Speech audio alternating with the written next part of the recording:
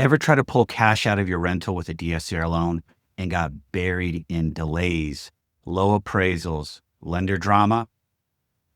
Most lenders kill your momentum, but what if you could skip the physical appraisal and close your refi in 7 days or less? Yep, it is possible. And today, I'm going to break it down exactly how to do it. So guys, this is going to wrap up our series on DSCR loans, but I want to tell you guys this. If you're in the market for investment properties or you're trying to do cash out, please watch the whole series and subscribe, because ultimately I can help, educate, and share knowledge. I'm not trying to pitch any products. I'm just letting you guys know what is out there in the market for you. So let's get to it. Why most DSCR cash outs or just refis are nightmares. Typical in this space, most lenders require you to have a full physical appraisal, which means paperwork and potentially weeks of waiting.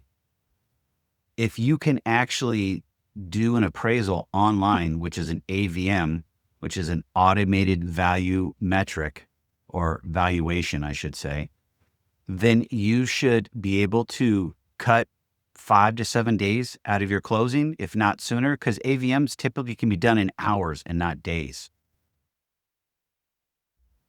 A lot of lenders, if your rental is in a neighborhood that there are not a lot of comps around it that support a rental, they're mostly owner-occupied properties, you're going to get a lowball appraisal, or potentially they'll request unnecessary documentation or conditions.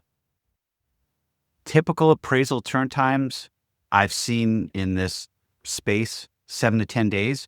A physical appraisal is 7 to 10 days, sometimes longer. I'm waiting on one right now that's been close to 2 weeks because the appraiser couldn't find comps for it. Lo and behold, and here where we are, we're dealing with it today. And I know there's frustration on your part with this because you feel like the process and the lender is really beating on you with a 2x4. And the best way to describe it is this. Lenders want to do the business, but they want to make sure it's done on their terms and it matches what they're looking for.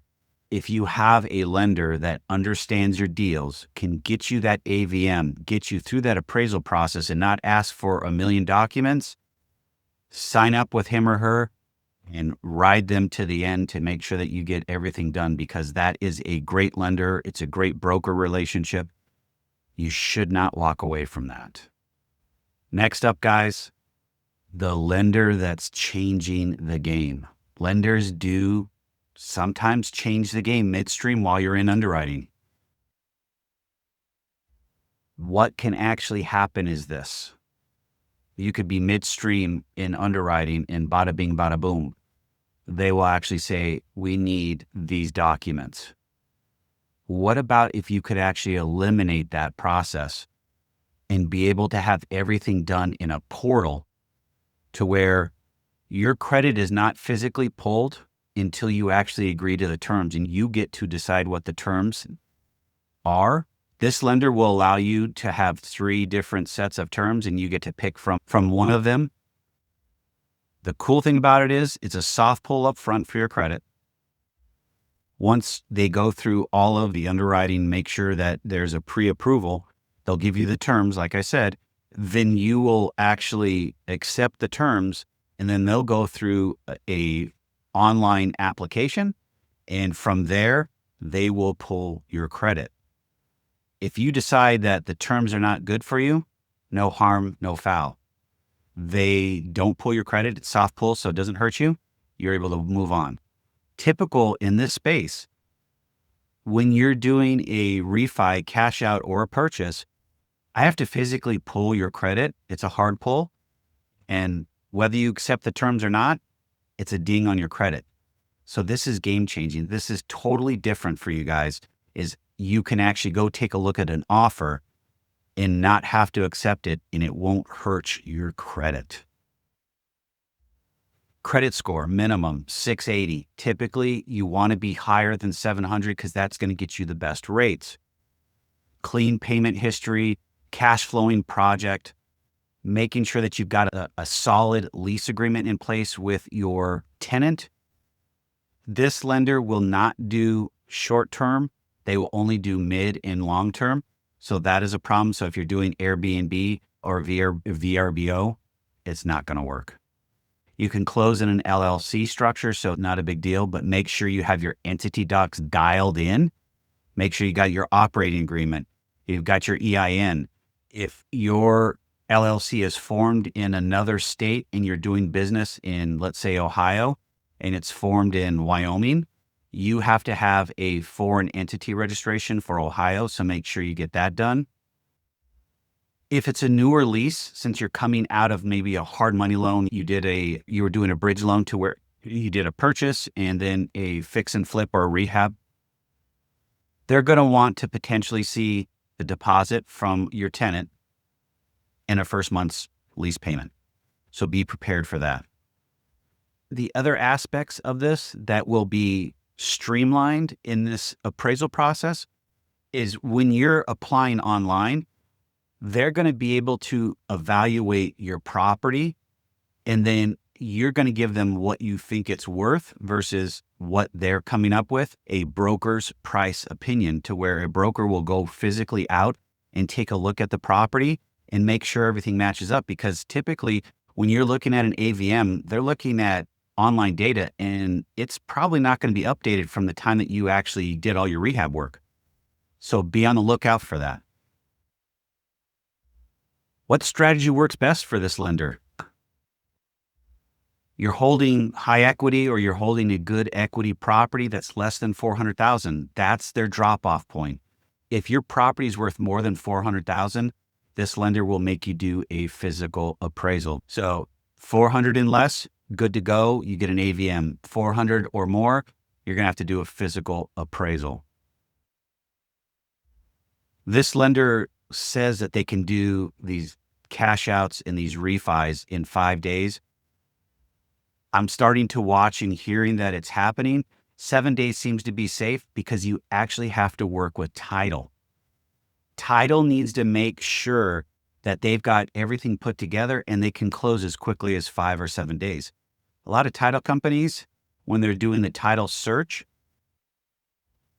it probably takes them 3 to 5 days to get the docs back. So this will be right up against their deadline. So we'll see how this goes, but be aware of that. Title needs time for their actual documents to come back. One other thing that I truly enjoy, and I really think that you can take heart to this, you're not stuck waiting for appraisals. The appraisal, the AVM will come in very quickly. You'll know exactly what they're saying your property's worth, and then you can make a decision like instantaneously. We're talking minutes, not days or weeks. And when you have a lender that can do that, how does that change your business model? If you know that you can actually get a bridge loan, do the rehab work, get out of the property, rent it, and then be able to refi it in a matter of 5 to 7 days, that's huge. That's game changing. At least for me, it is. I'd like to know your thoughts. Put them in the comments. I'd love to hear what you guys are thinking. Don't assume that all lenders offer this. There are lenders in the space that are starting to do this, and it's becoming more common practice, but not all are going to offer it. So please make sure that you can't assume that all lenders are going to offer an AVM for you. Don't skip the paperwork. You still need to verify your ownership, income from the asset. They're going to validate who you are through your driver's license, front and back. They're going to ask for bank statements. They're going to ask for your operating agreement. They're going to ask for your EIN number. They're going to continue to ask for those same items that they would ask for a purchase or a bridge loan or a fix and flip. The saving grace here is the AVM, your appraisal. You're not waiting weeks. You're only waiting hours or maybe even days if you actually have to get a BPO. So be cognizant of that, guys. Make sure that you have everything lined up for your lender broker when you're actually doing these. Last but not least, it goes without saying, don't over leverage your property. If you over leverage, you're not going to be able to get cash out. Hopefully, you could do a refi, but you're not going to be able to do cash out. If you're doing a fix and flip loan or a bridge loan, the one thing that I would tell you, make sure you keep that equity at 20%. So you've got some room to be able to take some cash out.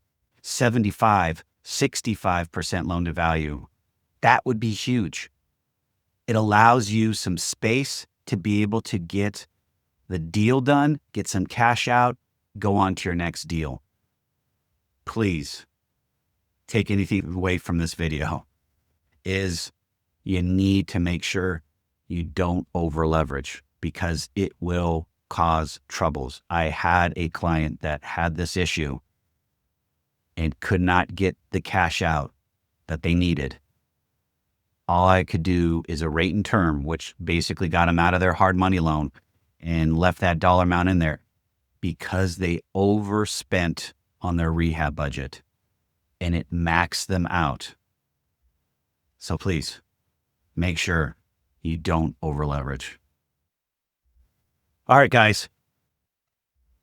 If you guys like what I'm sharing, please comment. Love to be able to give you guys more information. If you're interested in this lender, reach out to me, comment, send me a DM. I'm on all the social channels. Love to talk to you guys about this lender and how they can actually help you out. Please make sure you're subscribing. I love to share more investor tools and strategies that help you build freedom without wrecking your peace. Stay safe, stay healthy. I'll see you guys on the other side.